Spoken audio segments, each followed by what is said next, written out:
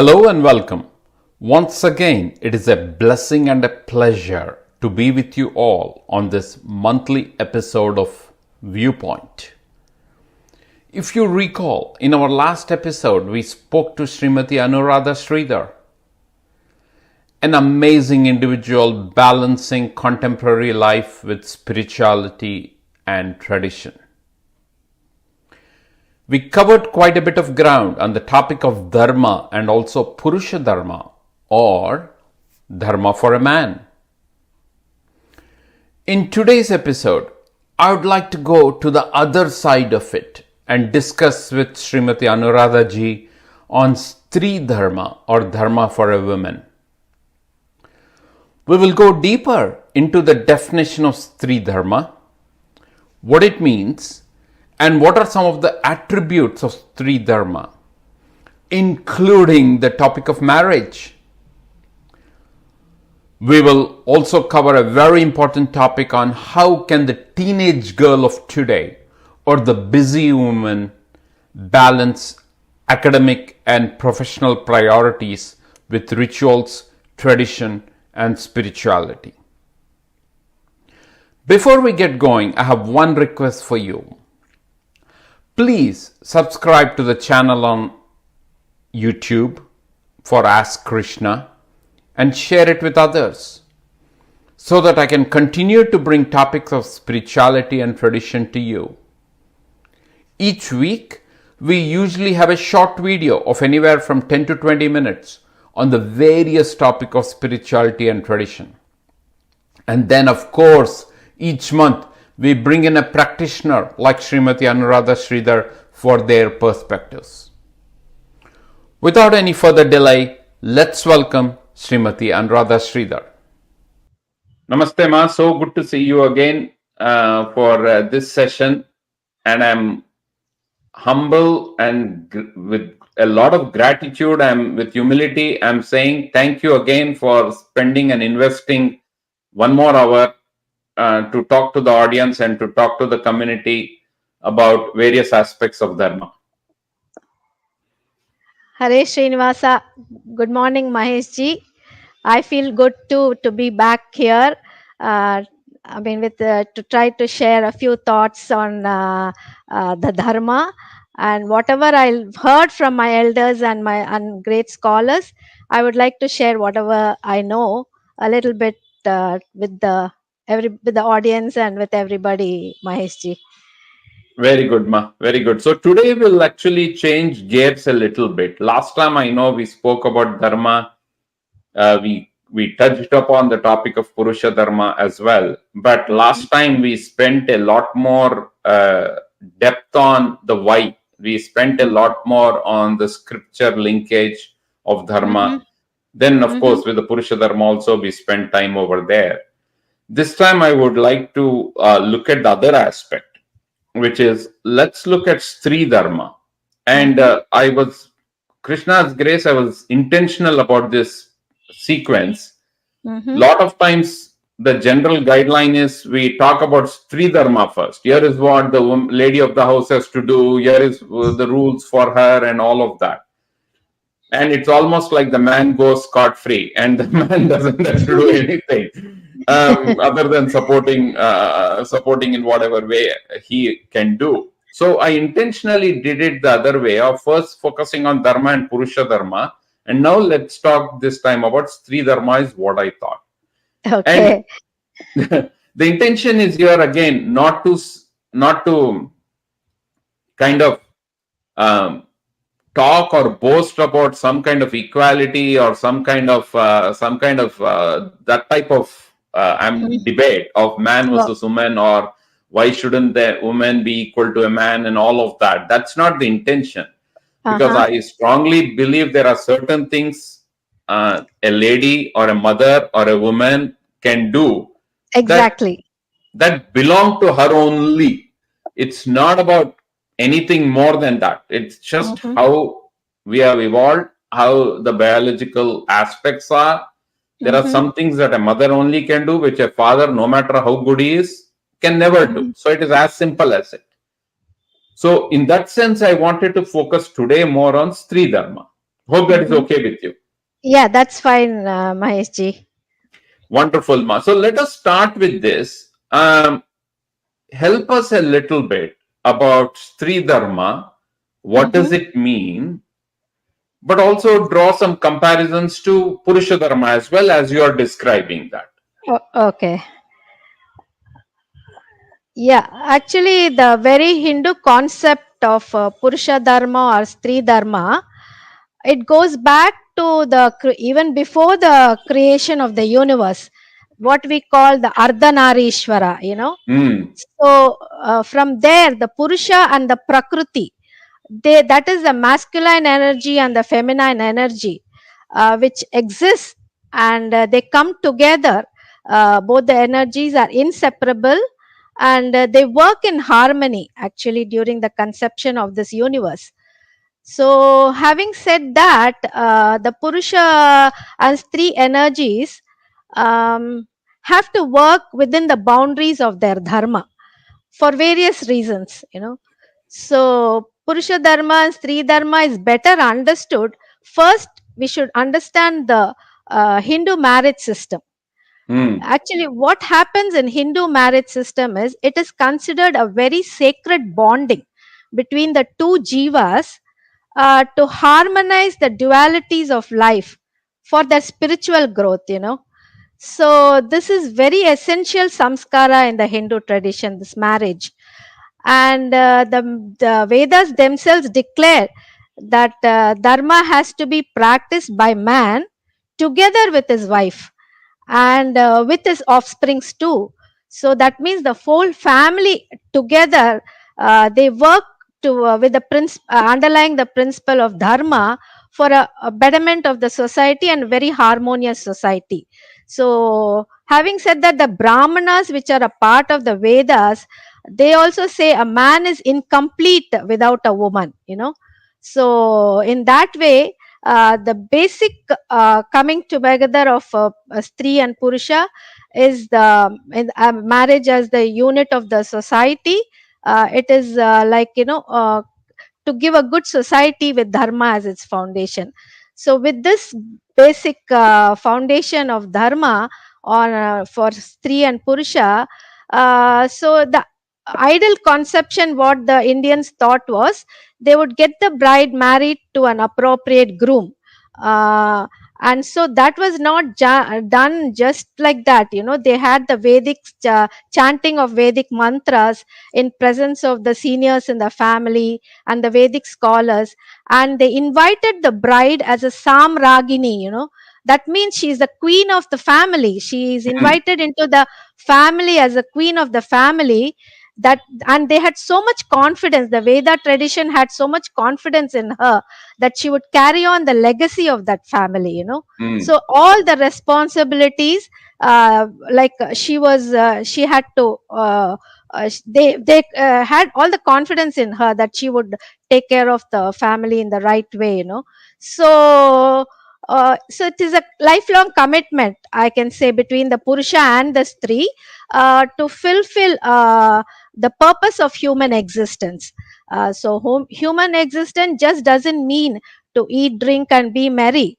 It's much more profound. So through this establishment of this kutumba, the Vedic tradition, they wanted that the boy and the girl, the Stree and the Purusha, to be committed to have a meaningful society. So at this stage they enter the grahastha dharma. They're entering the grahastha dharma, and their duties are very many, we can say, as a grihastha. So as I said, it's not for just biological association, it has much deeper commitment. So even in the Ramayana, Janaka Maharaja, when he gives Sita in marriage to Rama, he says, "Iyam Sita Mama Suta Saha Dharmacharitava." So that means, this is my daughter, and I'm giving her as your partner to perform her rightful duties, all the dharmic rightful duties. So she has to go hand in hand with her husband, in all levels, her personal level, the family level, and the social level. So we can maybe divide it into three aspects. Like the personal level, I feel is the purpose of the Purusha and the Stree coming together is for the elevation of their Atma. Mm-hmm.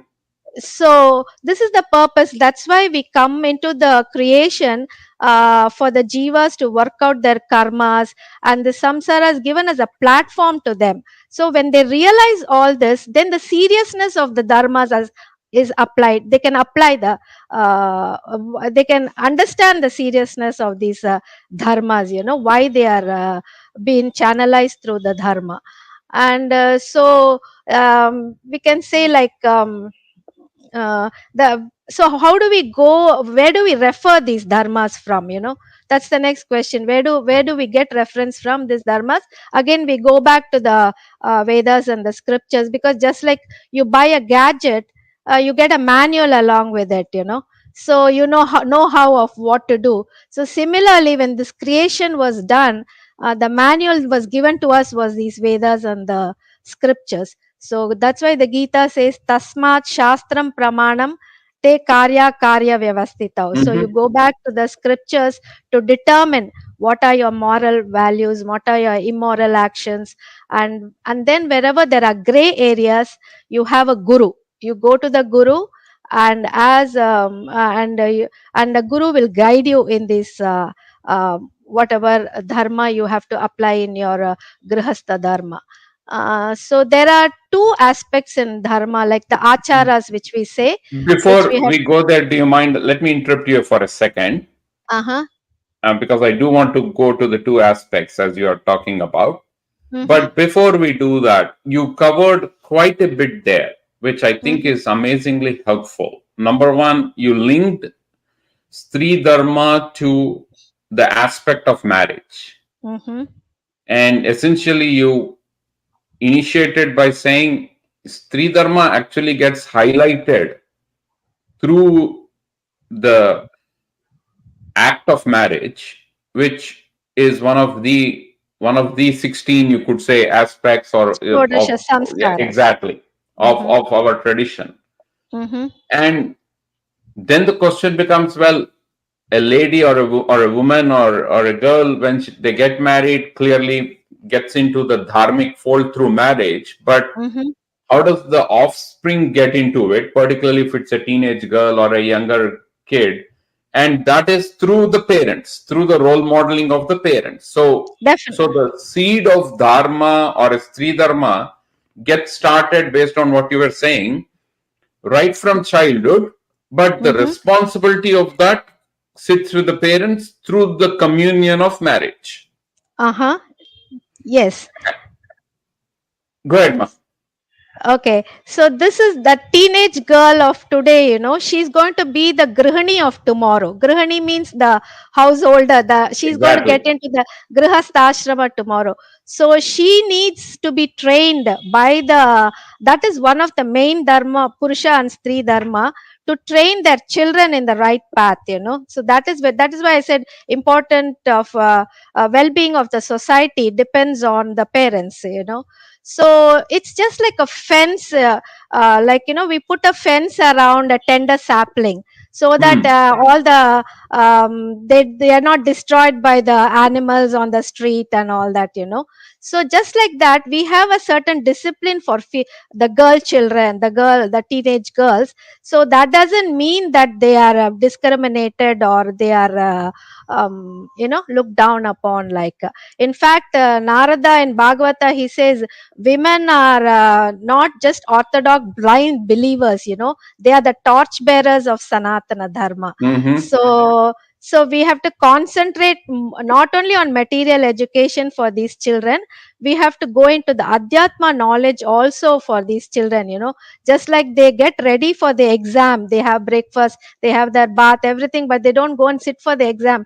It's no use. So the material sciences, to an extent, it is good for them, but along with that, parallelly, they have to go into the adhyatma knowledge also. So the different levels, of course, as a the Purana say, in fact, from the Garbha itself, the parenting should start. Mm-hmm. It can start. That Prahalada acknowledges that in Bhagavata Dharma. So saying that, like, for the teenage girl, the value of time should be taught first. That Mm. management of time is very important. This should be instilled in them. Like Krishna says, Kalos me, time is very divine. He says, I am time. So we must take, just imagine an athlete, so many times, just by a fraction of second he loses.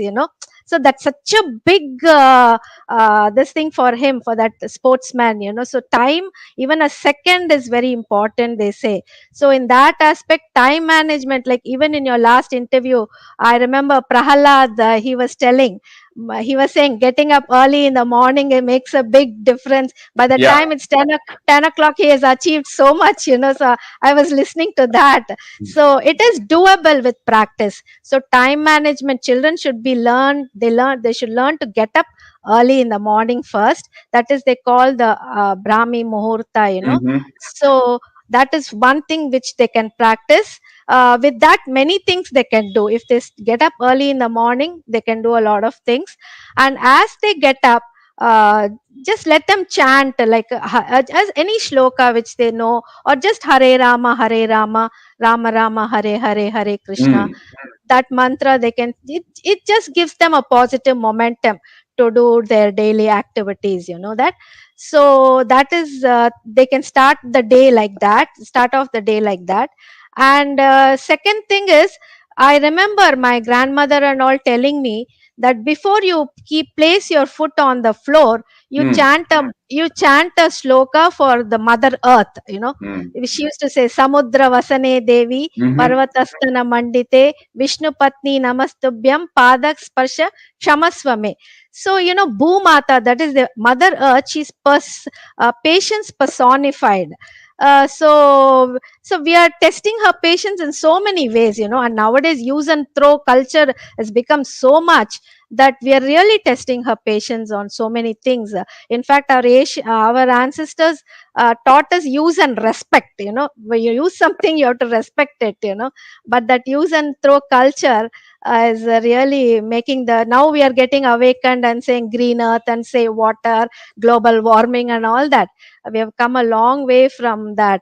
So maybe that was one of the reasons. Before you put your foot on the floor, just chant this mantra. So this is, see, these are all actions which you're going to do every day. Along with that, make it spiritual, make that action itself divine. That is the way you can practice divinity, you can bring divinity into your life. So the next thing is, what she can do is, we go for the personal cleanliness. So Mm. here again, this is a very big concept actually. See, while brushing the teeth, they say that you must think Lord Dhanvantri, who resides in the moon. So that Mm-hmm. is really, so it's funny, like, what is the connection between Lord Dhanvantri and brushing the teeth? So what is the connection? So here, what they say is, we have like the sun, which is doing the photosynthesis. We have the sun helping in the photosynthesis of the plants. Mm. Similarly, they say the moon has a it has the moon rays help the herbal plants to grow in the night. All the medicinal and herbal plants grow in the night. So ancient times, maybe they were using those herbal sticks, to clean their teeth and all that. Mm-hmm. So maybe that was one of the reason they give gratitude to that moon, for Dhanvantri in the moon, before they were using those sticks to for their personal cleanliness. So, but that's no harm. Even when we use a toothbrush and toothpaste, there's no harm in thinking of Lord Dhanvantri in the moon, and just gratitude. Just think of him. That's all. The action is going to be the same, but you just think. This is what we call anusandana. Mm-hmm. Whatever action we are doing, just don't make it a mere action, make it a divine action, a spiritual action. That is called the anusandana. So this is one way of praying, one way of your prayers. If you don't have other time to sit and meditate or tell a shloka or pray, this is one way of praying and giving your gratitude to the divinity. And next you can say is like the body itself is a temple, we say, so when we see, when Hinduism, we say see God everywhere. So definitely the God is within us also. So when you take a bath is not merely a bath to clean your body. It is a bath, it is an abhisheka for the God who is within you. So just the thought itself makes that bath itself so spiritual. That's what our like our traditions also guide us in these ways, and many of these simple methods which we can use to turn every action into a spiritual action. So while doing that, we can chant the names of Vishnu, Narayana, Vasudeva, or whatever. And then and moreover, one more thing in Hindu tradition is, see, we don't see water as a inanimate thing, is an insentient thing. It has a deva shakti in it, a life force in it. So like Varuna Deva is supposed to hold the portfolio of the water system in the entire universe, so in that way we see the deva shakti in the water. And the holy rivers, Ganga is there. You say, when Mm. they say, when you have a dip in the Ganga, it's a holy, it absolves so many sins. So we cannot go to the Ganga every day to have bath, and it's not practical. So what we can do is, the Shastras itself says, just think of Ganga 3 times while you're having your bath. So that itself, it's so lenient, the Shastras are so lenient. It says, just think of Ganga, Ganga, Ganga, Ganga, Gangeti Yobruat, Yojananam Shatairapi. Even if you're so many kilometers, miles away, she will purify you. Just think of her while you're bath, So this is one of the ways you can offer your worship to the nature around you, and show your gratitude towards the nature, towards divinity. And along with that, just cleanliness of the physical body is not enough. You have to be mentally also, from in the within also, you should be clean. So along with that bath, you have to think of, they say, one more name of the Lord is Pundarikakshaya Namaha, So Aksha, as I said, eye plays a very important role in giving an example. Like last Mm-hmm. time also I mentioned Mm-hmm. about an eye. So Yeah. here Aksha means eye. Why are they say relating the eye, Aksha, to the Lord? Is because the eye has got that unique characteristic. When some dust falls, it immediately, the tears come and it just washes it away. It doesn't stick to anything foreign. Anything foreign, immediately it's called asanga, it doesn't stick to anything foreign, Mm-hmm. So similarly, when you think of Pundarikaksha means that's a kind of flower. Pundari is a kind of kamala, it's a lotus flower which grows in the water. So it, although it grows in the water doesn't stick to it, no, just like it just runs down the petals of that flower. So how it doesn't absorb the water, similarly the kama, krodha, what is all within you should not stick to you, that should get washed away. So that is why they say you must say, think of Pundarikaksha, that's one thing you do. So after your bath, you just say Ganga, Ganga, and then you can say Pundarikakshaya Namaha. And then after that, you're ready. You have a tilaka on your forehead, the tilaka, the bindi, which is very, very essential for any girl, any woman, for a stree. You wear that tilaka. And then the next thing, the household, what they do in a house is they clean the porch of the house, they decorate it with a rangoli, and they have that threshold, the doorway, where they can decorate that place with a rangoli and do puja with the kunkuma and haldi. All these things will take hardly 5 to 10 minutes. That is, if you can keep your time, all this will take hardly few, like, a few minutes. You can do that. Why you have to do that is, it is believed in our shastras that early morning, Lakshmi Devi comes into the house. So one more thing I would like to stress here is, See, Lakshmi Devi, everybody wants Lakshmi Devi. We can even ask a question: does not Lakshmi come to a house where the porch is not clean and put a rangoli? Is that hastalo puja really necessary? See, there's a difference between being rich and being prosperous, Mm. because being rich is okay. Monetarily, you may be very rich, you may have all possessions, all the wealth, but prosperity brings a lot of mental peace. It brings abundance of knowledge, and then it brings, recognition in the society. All these things come with prosperity, not just with money. So you should have overall wholesome prosperity. You should have the amicable relationship between the family members. All these are very essential, so this is the prosperity which that Lakshmi Devi will bring into your house when you do this little action of just making that rangoli on the hostalu, and just do haldi kunkuma, you do the puja there, and after that you go to the puja altar and light a lamp. Before we go there, Mark, can I pause you a little bit? Let's go through this, then we'll Sure, go into the puja altar. So sure. clearly, you are being a bit prescriptive in giving start off your day, whether it is from the moment you get and do your morning wash, whether it is brushing your teeth, remembering Dhanvantri, or at least having gratitude to the Mm-hmm, divinity. mm-hmm, Um, if you don't want Dhanvantri, whoever else, but having gratitude towards that, I think is the main purpose there. Same way, the physical cleansing is not just physical cleansing, but it's also a mental cleansing. It's also a cleansing and a gratitude for the energy within or the Atma within. So being a temple in that sense. And then clearly you spoke about even while doing that, having gratitude towards water itself. And of course, if you are in India, clearly it's easy to remember Ganga mm-hmm. over there. But if you are in the US, and if you are a kid born here, brought up here, Ganga doesn't resonate with you right away. So I think the more important point I think you are communicating there is the way we have to look at water itself, having a Mm-hmm. life energy in it, Exactly. is really where the gratitude lies when you are cleansing yourself.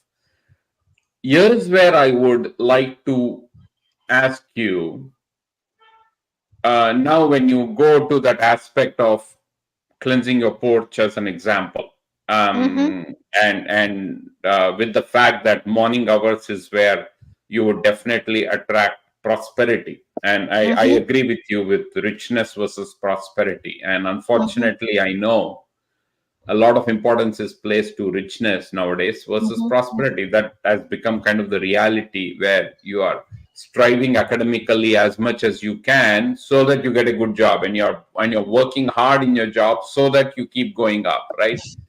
And mm-hmm. unfortunately the prosperity aspect takes a back seat in many Backseat. cases, not because you are a bad person, you just are focused in a different direction. Mm-hmm, But this is where I need, give me your perspective. What about the teenage girl of today mm-hmm, who, let us say, is living in the US, mm-hmm. where putting something on the, so cleansing gratitude can definitely Okay. be adopted, while taking bath, gratitude to physical cleansing, mental cleansing, gratitude to the life energy of water definitely can be adopted. But Mm-hmm. now when I go to, okay, if you are living in the US and where the conditions are not where you would have a porch, or even just the weather itself, where it is I understand. sub-freezing temperatures, what should a teenage girl today, and particularly when you have to go to school, if she's going to high school as an example, she has to be at the bus stop like before 7 in the morning. Uh, what can she do? What can a teenage girl do then? Okay, okay. this may be her her mother can do. I mean, I understand but still the threshold of the house is there, because I have been to my Mm, son's place and I know. So making a small rangoli there, it won't take much time. And that's just the correct, what I'm saying is that correct, the thought of it, the thought, and I wanted to bring it because, see, that is another important aspect in the morning rituals. When you do, these are the simple things which you can follow. correct. So that was the one thing. And she can light a lamp in the altar. Alternatively, she can light Uh, a lamp in the altar, very to the correct. at the puja altar. Yeah. And she could do, like, see, the Brihadaranyaka Upanishad says, asatoma sadgamaya, Hmm. tamasoma jyotirgamaya, mrityormar amrtangamaya. What it actually means is, lead me from ignorance to knowledge. So who Yeah. doesn't want it? Everybody wants that, ignorance to knowledge. Lead me from darkness to light. So everybody does, nobody likes to be in the dark, they want lead me from darkness to light. And then it says, lead me from death to permanent bliss. Hmm. So when this kind of prayer, where this is the significance of lighting the lamp at the altar, I feel, because it has a symbolic gesture of telling God that remove the cover of darkness of my soul and enlighten me from within. So this is a very simple act, which I think they can do, the girls can do, just light Very a true. lamp in front of the altar. And Very true. if they maintain a tulasi plant at home, they can just water that plant. That is also one Hmm. of the actions they can quickly do that. And after that, I think they can get ready for their routine school or college or wherever they are leaving. But one thing here I would like to say is, definitely they at least will have a glass of milk, or they would, whatever, they will have a breakfast, a quick breakfast they will have. So at that time, I would like them to again chant at least once, that aham vaishvanaro bhutva Hmm. praninam dehamashritah, the Bhagavad Gita shloka. Yeah. They can learn it, they can memorize it. And before, or keep one fruit in front of the altar, just thanking for the whole day whatever food they are going to eat, because food parts is a very important aspect in life. The shastras itself says, the digestion, the assimilation, the everything, whatever happens in our body, from it is all to the pancha pranas.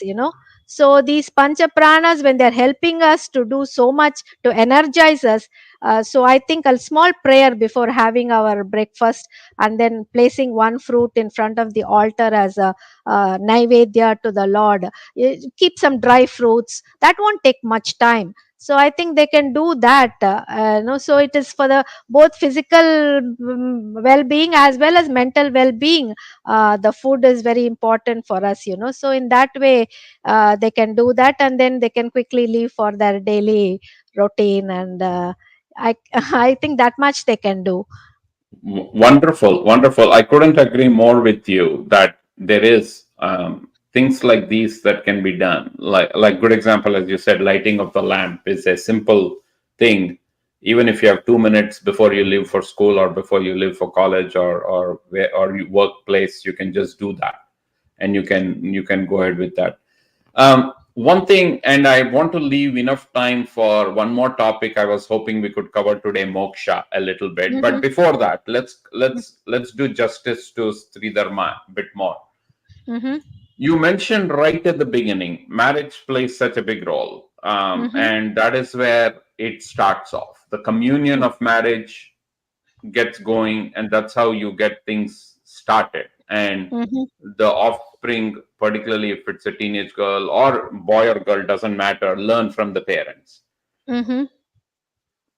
I want to again come back and reflect on what's going today in the society, where a lot of individuals, um, unfortunately or fortunately, it's their choice, don't are not getting married. Mm. So if you are a woman who is not married, but you're being very good to the society and you're really you're a good person by nature, what does dharma then mean to that individual? So she is not married, and what I mean, I know you cannot follow everything that is said in the Vedas and in the scriptures in that regards, Mm-hmm. but would you agree that still the steps you highlighted, cleansing, physical cleansing, mental cleansing, gratitude, lighting of lamp, can all still be done by her? Definitely, definitely. There's no question about it. Because the Vedas themselves, in that Vedic tradition, they give her full freedom as a Brahmavadini, they call her. Of course, they go into the depth of studies of Vedas, and they want their private space in for that. All that is there. But today's, as you said, in the today's circumstances, that may not be the reason for them to remain single. But still, she can in her every way do follow the same tradition. She can light the lamp in the altar. She can do the recitation of the shloka. She can learn the Vishnu Sahasranama. She can Mm, chant the Vishnu Sahasranama. mm. If suppose the morning time doesn't permit for her, then evening, after coming back from work, even after dinner, it's fine. Even if it's late night, just make sure you have a set of recitation mantras or shlokas, learn the meaning, and you try to, and weekends, try to attend these classes where there are so many spiritual classes nowadays going on, so many varieties nowadays. So you can pick and choose whatever which is to your taste, and you can just follow that. And so I'm sure she can do the all these things. There's absolutely no problem about it. That's wonderful, because I think that's a clarity that many would require. Mm-hmm. It's the aspect of guilt cannot come in into these when you're following dharma, because Yes. if somebody were to say, well, you've committed a sin for whatever reason, that they didn't get married or whatever, it could be a multitude of reasons, we wouldn't know it. Mm-hmm. But it's important that even if you're not into that communion of marriage, you can still perform these things, no Definitely, different you than can. what a teenage girl or a kid would do. Yes, definitely she can do. She can even do the japa. Now, japos no. Lord Krishna says he's japa. No, japa is a very important thing. Chanting of, nobody is denied that. Anybody can chant the name of the Lord. Take Krishna Nama, Rama Nama, and how many ever times you chant, you keep count of it. You have a target. These things and all you can do. Definitely, anybody can do these things. There's no restrictions for all these things. That's wonderful to hear from you. Wonderful to hear from you. Any other insights you want to put for a few minutes on Stree Dharma before we go into this topic of moksha a little bit? Because I feel dharma is connected to moksha, and we'll talk a little bit more about it. But any Okay. other insights, particularly, I'll also expand this now a little bit, and maybe you get your insights. Again, the mothers of today are very busy with what they do in their own lives. And what is your advice or your perspective for a mother who has not followed everything that you have said till now, Mm-hmm. for whatever reason? But now, what is your advice from here on? What can she do along with her husband or Sh- along with the there, father? there is no such thing as any starting time for this. She can start any time is a good auspicious time for this, to Yeah. come into the path of dharma. So I don't think she should be waiting. In case if she wants to do it, she can start it right away.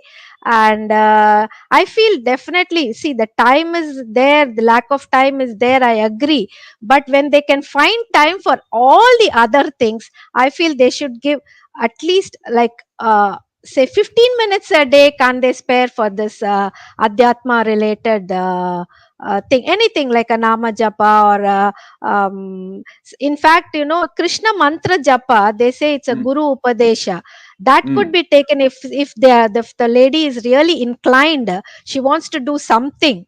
She can take the Krishna mantra japa from a guru, senior Swamiji or a senior scholar, and get the know-how of how that will take hardly 15 minutes for her. mm, She can just do the Krishna mantra japa.